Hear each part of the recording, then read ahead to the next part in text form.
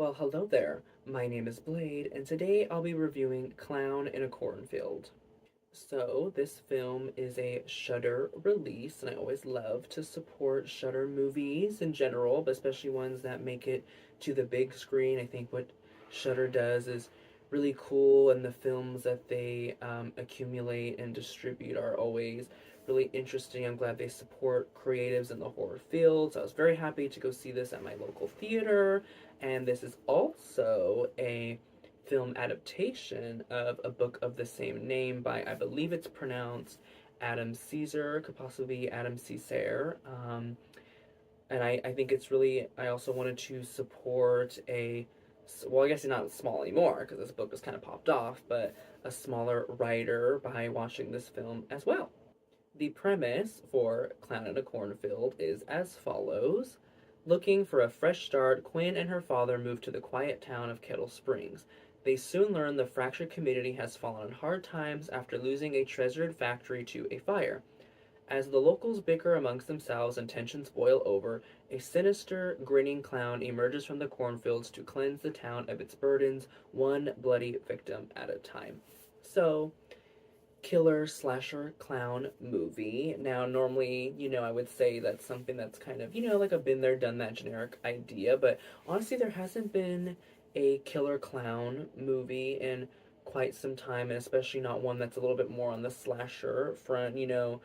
It and Killer Clowns from Outer Space are probably one of the more like popular and recognizable pop culture like killer clowns, and but both of those aren't necessarily like slasher clowns per se, so I was very interested, in this like killer clown situation, and I will say it did not disappoint. I know that some people have been kind of being a little bit negative towards this movie, and I'm definitely going to spend some time talking about my thoughts and opinions on that. But as always, let's first get into my spoiler free review of the movie. So, first and foremost, I always like to touch on the acting, and I do think this movie had solid acting. It was very comedic in tone, and it's definitely like enjoyable to an adult audience, but there is a slight touch of like YA. But that is the target audience of the book, so that makes complete sense to me. So with that in mind, I think the acting was done very well. I think that most of the characters are likable, and even the ones that are supposed to be a little bit unlikable are still likable and give great performances. So I want to specifically touch upon Kate Lee Douglas, who plays Quinn, the protagonist. I think she is an extremely likable character. I think she acts out this character really well. And even though she has some like teenage angst and stuff, she's never really annoying to us as an audience, and you really root for her, which is a very important, in a slasher scenario. So I really commend her great acting job. But I also want to touch upon with somebody who I didn't even know was in this movie until I was literally in the theater watching it, which is Kevin Durant is in this movie, playing. He is the current heir to the family who owns the factory that burnt down.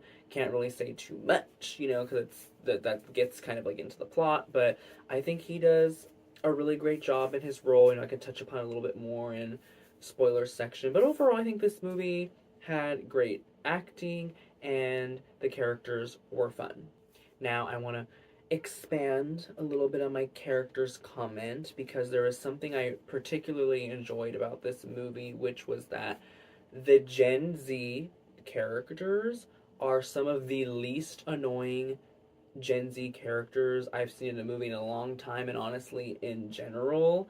Um, as a Gen Z person, I'm definitely in the older bracket of Gen Z. I'm at my current age. I'm definitely far removed from like current high schoolers, but I am Gen Z, and I don't know what the hell is going on in Hollywood, but when our generation is represented in movies, it's always a little bit misguided and a little cringe. They try to incorporate certain lingo, and don't get me wrong, like there is a way to do that. I think like things like bodies, bodies, bodies, and even Hell of a Summer, did that really well, where they used the lingo, but it was, we were in on the joke, and it was also like used in the actual context and the way that we would speak. But a lot of movies just, you know, don't get it right, and we're also often like the butt of the joke. And I'm okay with people making fun of us as a generation, but it always comes off in a certain tone.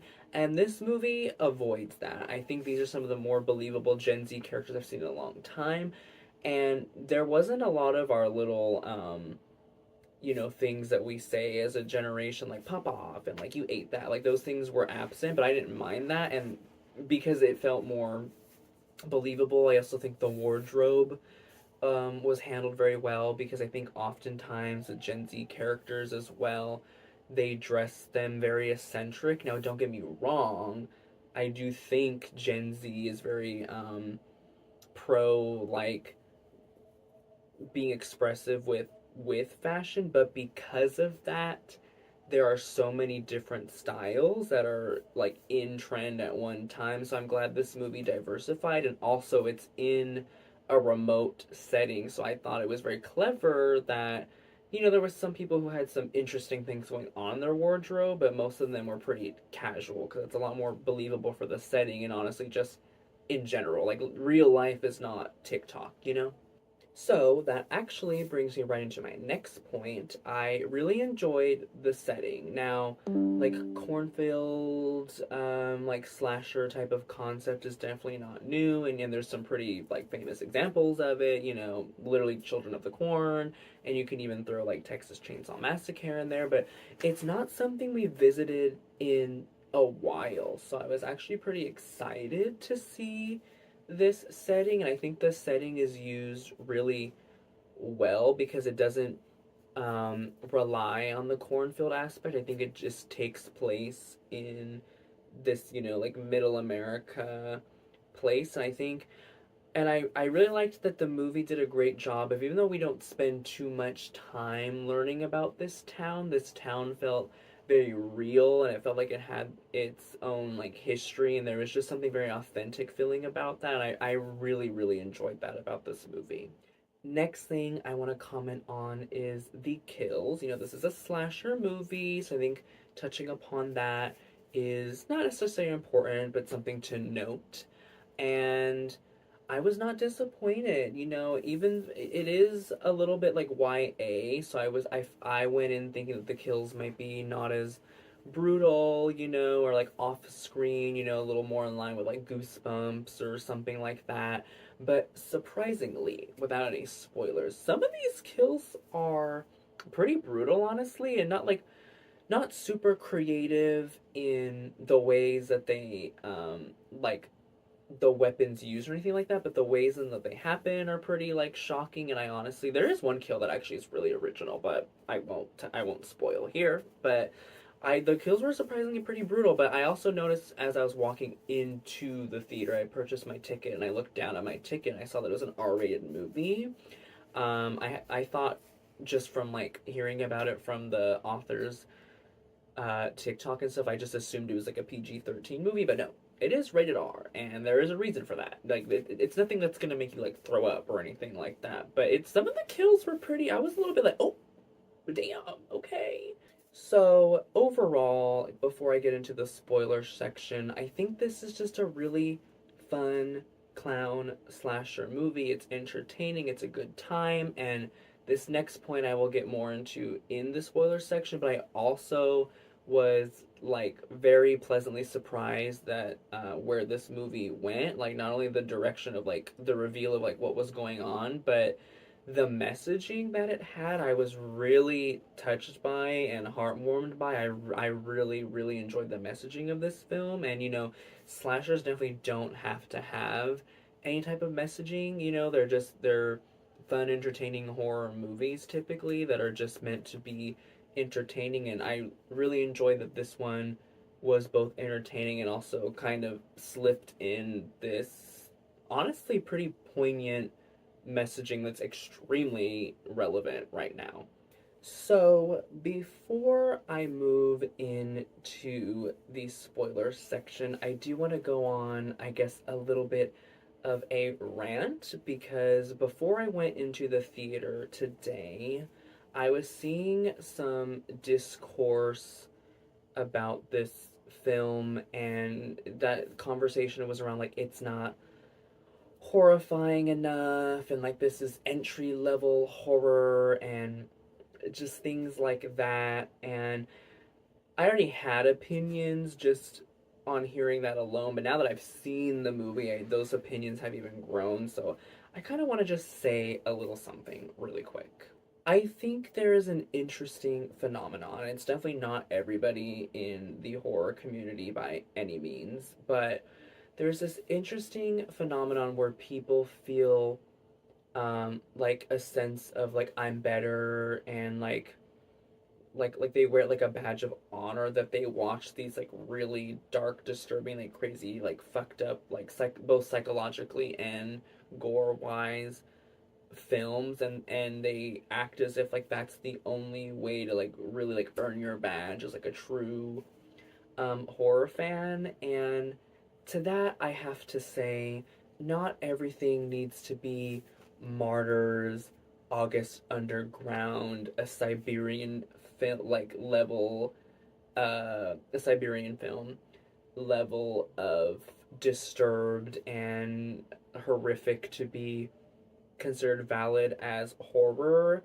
And you don't have to watch those films nor enjoy those films to be a true horror fan, because I have seen all three of those movies, because I'm not somebody who is what's like the word, like I'm not, I can stomach those types of films, but that being said, I also don't necessarily like seek them out. And what I mean by that is I don't sit there and I'm like, what's like the next like crazy like disturbing movie that I can like consume and like check off the list. Like I watch movies, and specifically horror movies, because they interest me. You know, it's just my favorite genre of film. I'm excited to see what people do with them, and sometimes that's like really utterly dark and disturbing movies, and sometimes it's more in line with this, where it's like a fun slasher movie, and it's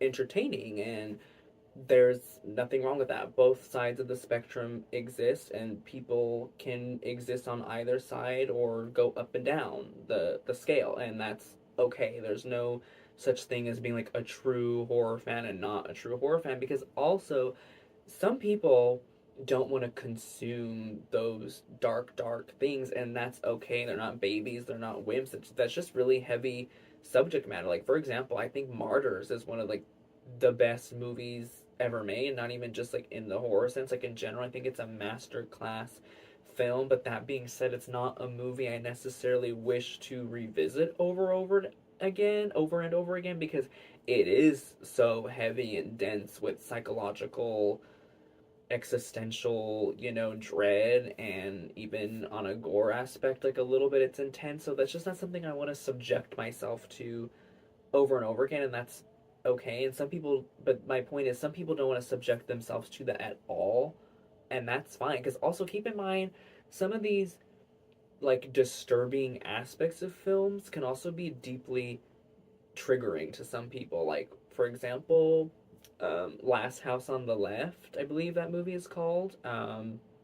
For some people, that movie is like not that disturbing, but there's aspects of it for me that are like deeply like triggering, and you know, I just don't wish to subject myself to that. Lastly, too, on the point of it being like entry level horror or whatever, all of us at some point who are horror fans consumed quote unquote like entry level horror. Like how many of us grew up watching and reading Goosebumps, How to Tell Stories, Scary Stories in the Dark, or I believe that's what it's called, or Scary Stories to Tell in the Dark, and also, you know, Are You Afraid of the Dark, and things like that. Many of us, and even I still enjoy them today when I revisit them. There's nothing wrong with those forms of like quote unquote like light horror, because does the new generation not deserve to have their accessibility to the horror realm? I mean, like, we can't have these like 15-year-olds starting their horror journey with things like August Underground, and that's probably like not a good example. Maybe I would say like the Poughkeepsie tapes. Like they can't all start off on stuff like that. They have to have the goosebumps and the scary stories to tell in the dark of the world. And some people stay at that level, and that's okay. Like I really don't understand what this whole conversation is really about. And honestly, I have to save this part for the spoiler section, but I think this movie's messaging doesn't purposefully contribute to that conversation, but it's definitely very ironic that that is the takeaway for some people. But I guess my point is enjoy what you want to enjoy. Don't let other people shame you out of it. And everybody is welcome to the horror family in whatever way they want to be.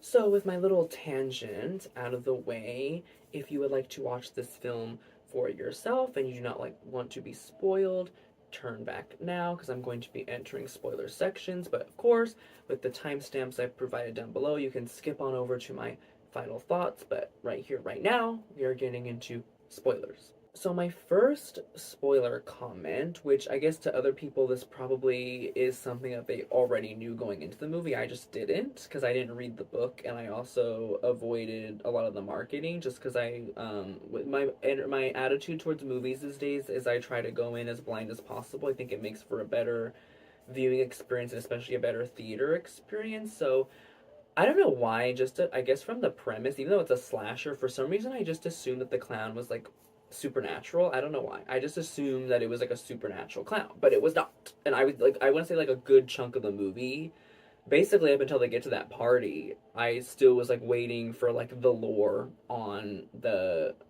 clown and how he's supernatural. And I guess also because of the Jack in the Box thing, I assumed they were like appearing like metaphysically or whatever. I just assumed it was supernatural, but it's not. It is a real clown. It's also more than one clown.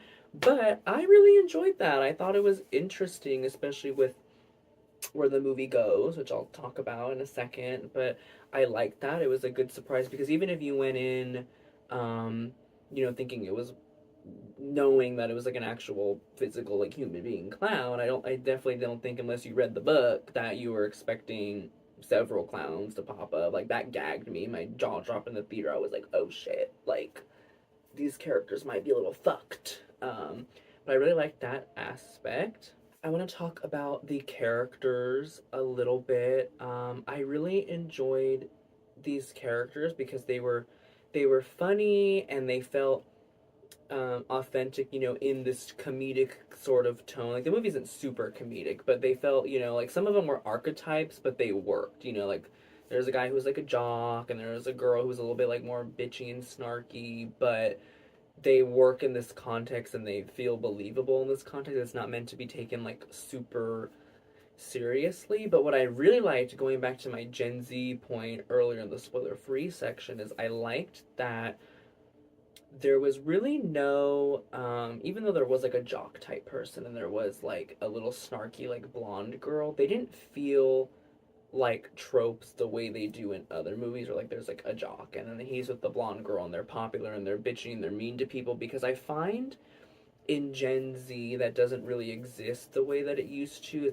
We're very much a generation who like shuts down that type of behavior. I'm not saying there's not mean girls or whatever, but and maybe this is just my high school experience, but there really wasn't like popular people the way movies portrayed in the way I guess it used to be. Like there definitely was popular people that everybody knew, but they weren't popular because they were mean to anybody. And I just find the discourse on TikTok and stuff as well, that mean girl behavior really isn't tolerated anymore. Like there definitely is mean girls, but they get called out for like their behavior because we're like about like girls these days. So I really liked that these characters, even if they played a little bit into like those type of archetypes we get in movies, they didn't like fall into like the mold either. I thought that was really interesting.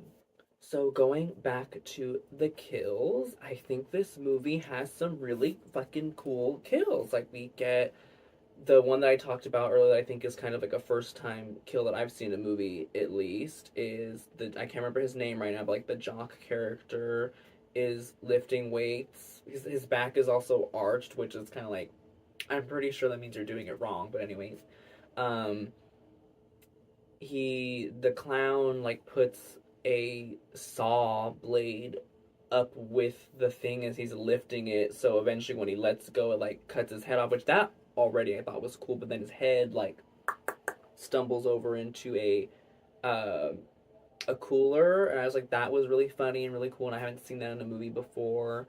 One of the characters gets like obliterated by a chainsaw, which is nothing new, but it was still like, it was really like, like I was like, whoa, like that, like the way it just like hit really hard. The little blonde snarky girl Janet, she gets like impaled by a pitchfork, and then followed up by being like, she gets raised to the ceiling and like shocked by the lighting that's up there. So there was some really brutal kills in this movie. So I was surprised people were calling it like lightweight horror, because I feel like for people who have like a light stomach, that wouldn't make them like throw up, but those are definitely like whoa kind of like kills. And yeah, overall I thought really fun, cool kills in this movie.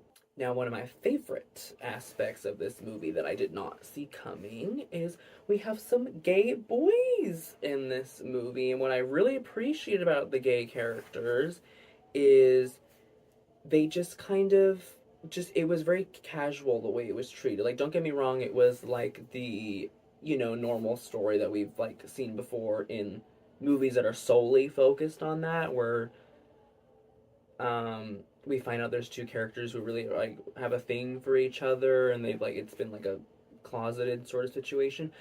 But what I liked is once that came about, it wasn't treated like some big thing. It's just kind of like oh, okay, and then like moving on, not moving on from that as a plot point, but just like treating those characters like no big deal, like hey, like that's fine, that's normal. And I really enjoyed that. And I also enjoyed that the two characters, Cole and Rust, who were gay, also were just kind of like, I don't want to use the word normal, but like they weren't, sometimes movies have a tendency to make people really like flamboyant and like give into stereotypes, but there's like no one way to look or be gay or queer, whatever, what have you.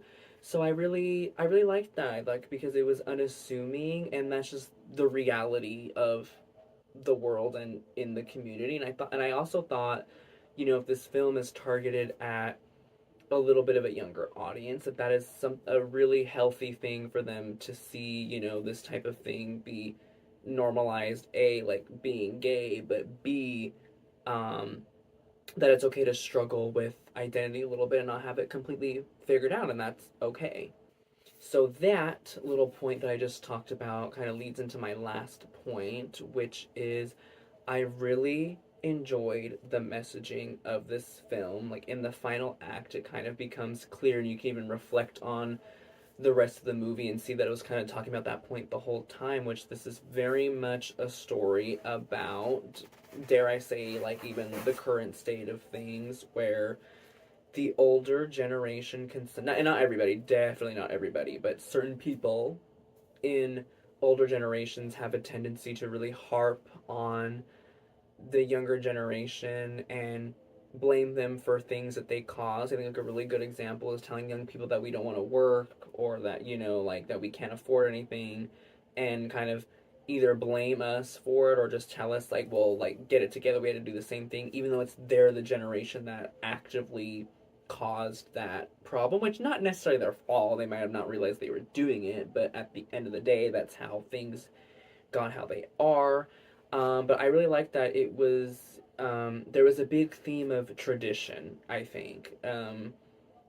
It's literally said in the final act, but also when I reflected on the rest of the movie and how this town, was having like their Founders Day parade and stuff, I was like, oh wow, like it was really there the whole time, where they were talking about tradition and how sometimes people can use like tradition as a form of just staying put in their ways and being scared of change and not accepting of new things that they're frankly scared of.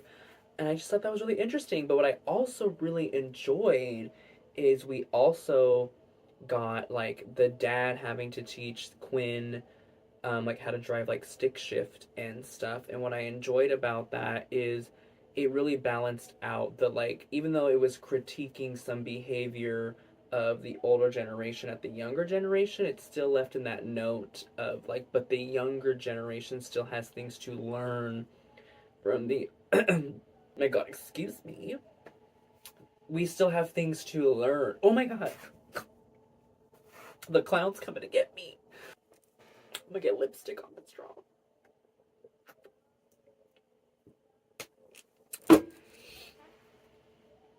The younger generation still has things to learn and be taught by the older generation. I think there was just a big commentary on how we can learn from one another, and we should learn from one another. And it was a little bit more critique heavy on the older generation, but dare I say, in this day and time, kind of rightfully so. I mean, the world is on fire for people in my age bracket right now, just for us to like make a living and stuff, and we're just met with all these really harsh criticisms that are, dare I say, unfair. And also, I'm not going to comment on the other thing going on, but like, there's a lot of tradition that's trying to be upheld, we'll just say. And I think it'll be really powerful and important for young people to see that on film. And I don't mind that the film was a little bit, in like the final act, heavy handed with making that message clear, because ultimately this is definitely enjoyable for adults as well, but a little bit targeted towards younger people. So I think it's important that that message was made clear to them. So yeah, those are my thoughts, comments, and opinions on Clown in a Cornfield. I know this review might have been a little bit longer, but I had a lot to say. I was very pleasantly surprised by this film. I would definitely be interested in a sequel if they make it, which I know there is a second book, so I imagine that we will get a sequel, as this film's doing exceptionally well. I'm very happy for the author of the original book. I think he should be very happy of what he's created, and so should the director of this film and everybody on the cast and crew. And I just really hope we get to see more people, smaller artists getting their ideas brought to life on the big screen, especially when they have this type of important messaging embedded within, slightly in places you just don't expect to find them. So yeah, that's what I have to say about Clown in a Cornfield. If you liked this video, feel free to check out some of my other stuff on my channel, including my performance art film, A Portrait of Healing. I'm also currently crowdfunding for my debut, I guess you could say, film project, Glimmer. I have a whole video breaking it down on my channel, so if you would like to check that out and maybe share the word, I'd really appreciate it. But I will see you in the next one. Goodbye.